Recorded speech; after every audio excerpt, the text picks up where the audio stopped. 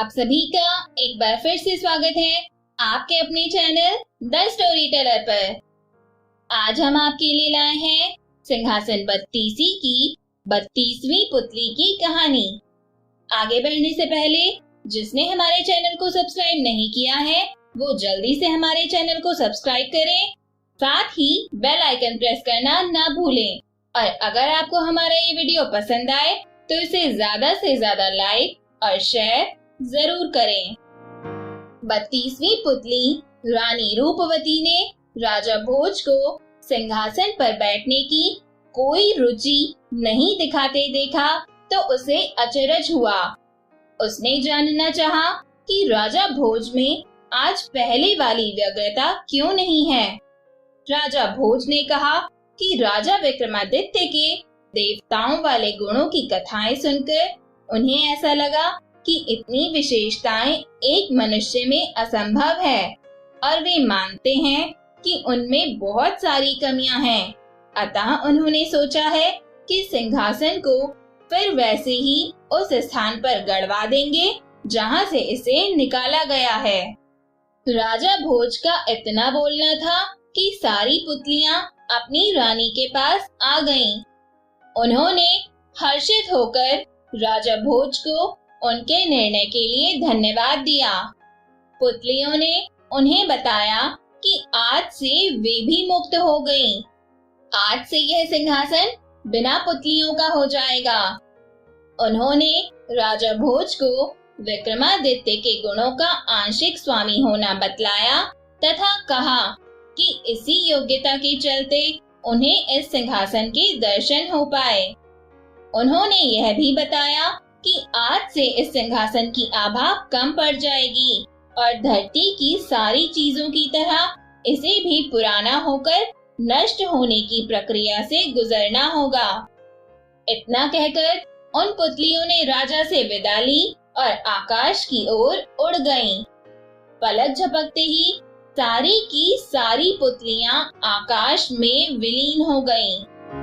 पुतलियों के जाने के बाद राजा भोज ने कर्मचारियों को बुलवाया तथा गड्ढा खुदवाने का निर्देश दिया। जब मजदूर बुलवाकर गड्ढा खोद डाला गया तो वेद मंत्रों का पाठ करवाकर पूरी प्रजा की उपस्थिति में सिंहासन को गड्ढे में दबवा दिया गया। मिट्टी डालकर फिर वैसा ही टीला निर्मित करवाया गया जिस पर बैठकर चरवाहा अपने फैसले देता था। लेकिन नया टीला वह चमत्कार नहीं दिखा सका जो पुराने वाले टीले में था। कई साल बीत गए। वह टीला इतना प्रसिद्ध हो चुका था कि सुदूर जगहों से लोग उसे देखने आते थे। सभी को पता था कि इस टीले के नीचे अलौकिक गुणों वाला सिंहासन दबा पड़ा है। एक दिन चोरों के एक गिरोह ने फैसला किया कि उस सिंहासन को निकालकर उसके टुकड़े टुकड़े कर बेच देना चाहिए।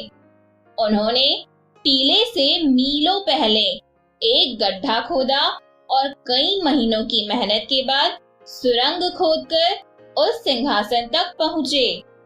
सिंहासन को सुरंग से बाहर लाकर एक निर्जन स्थान पर उन्होंने हथौड़ों के प्रहार से उसे तोड़ना चाहा।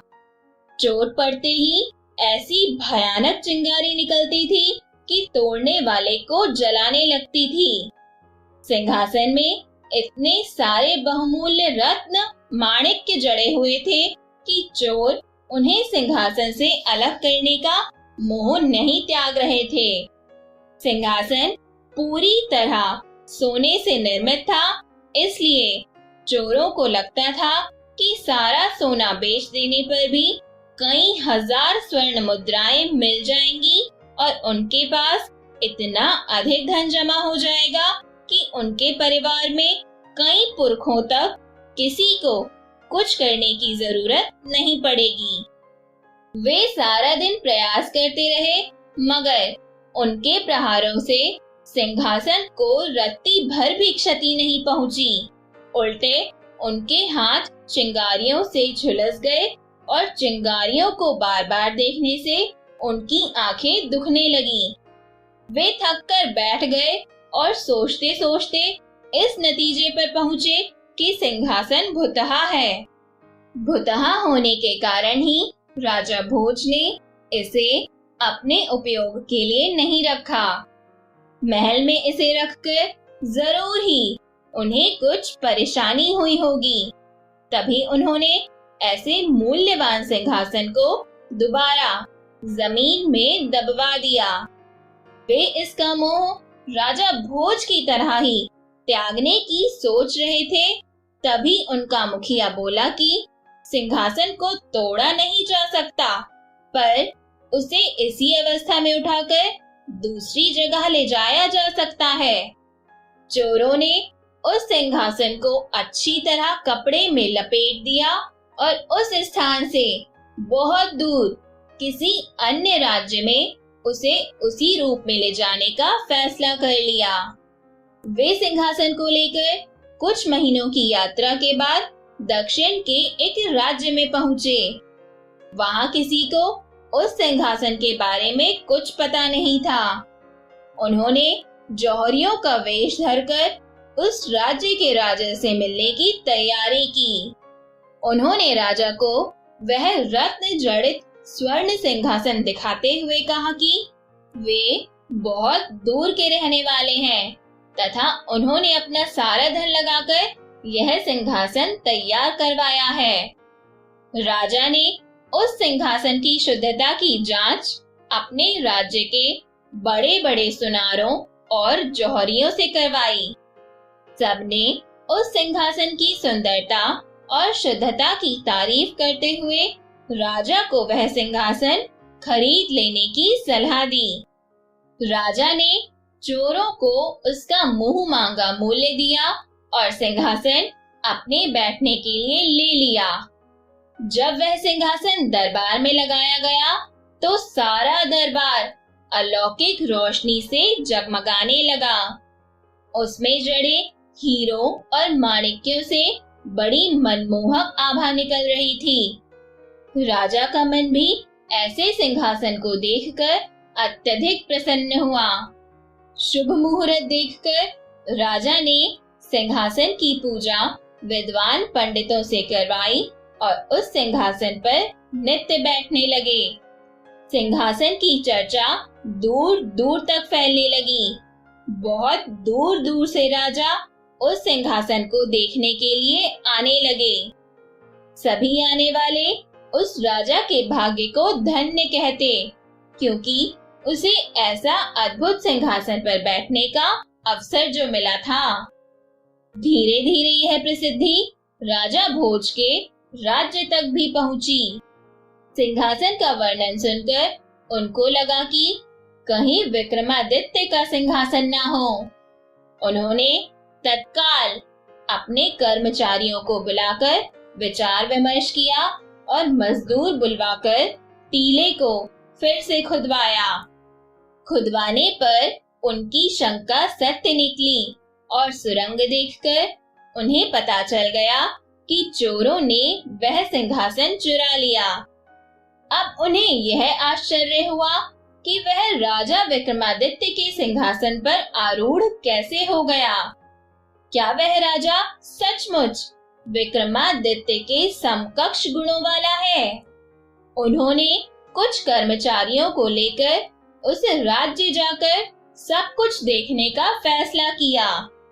काफी दिनों की यात्रा के बाद वहां पहुंचे तो उस राजा से मिलने उसके दरबार पहुंचे। उस राजा ने उनका पूरा सत्कार किया तथा उनके आने का प्रयोजन पूछा। राजा भोज ने उस सिंहासन के बारे में उस राजा को सब कुछ बताया। उस राजा को बड़ा आश्चर्य हुआ।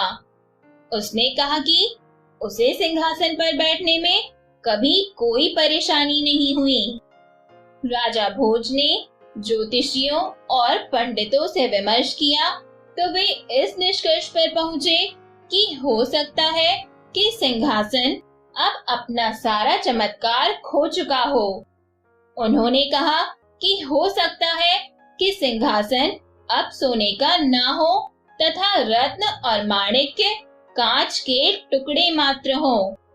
उस राजा ने जब ऐसा सुना तो कहा कि यह असंभव है। चोरों से उसने उसे खरीदने से पहले पूरी जांच करवाई थी, लेकिन जब जौहरियों ने फिर से उसकी जांच की तो उन्हें घोर आश्चर्य हुआ। सिंहासन की चमक फीकी पड़ गई थी तथा वह एकदम पीतल का हो गया था।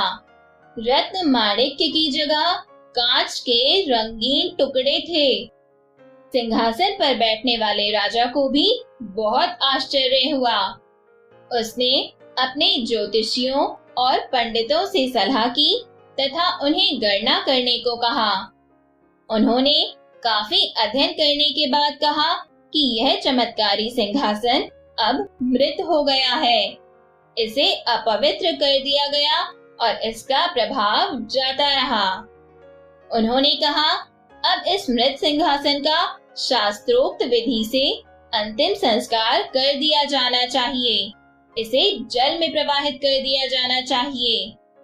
उस राजा ने तत्काल अपने कर्मचारियों को बुलाया तथा मजदूर बुलवाकर मंत्रोच्चार के बीच उस सिंहासन को कावेरी नदी में प्रवाहित कर दिया गया।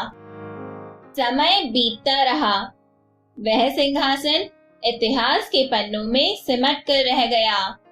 लोक कथाओं और जनश्रुतियों में उसकी चर्चा होती रही।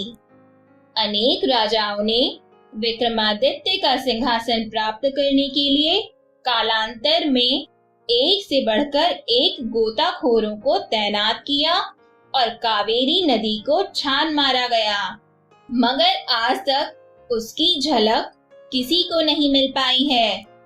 लोगों का विश्वास है कि आज भी विक्रमादित्य की सी खूबियों वाला अगर कोई शासक हो तो वह सिंहासन अपनी सारी विशेषताओं और चमक के साथ बाहर आ जाएगा।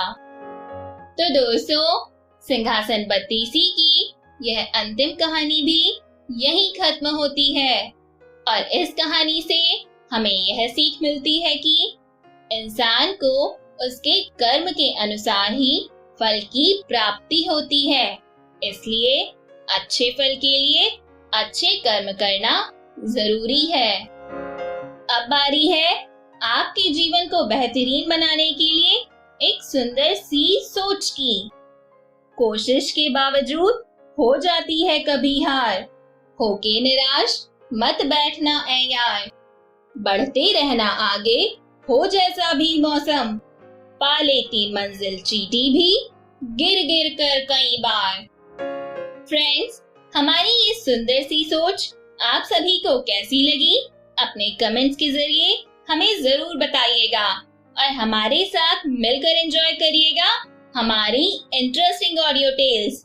हम सब फिर मिलेंगे नेक्स्ट वीडियो में एक और दिलचस्प कहानी के साथ। तब तक के लिए आप सभी को मेरा प्यार भरा नमस्कार और धन्यवाद।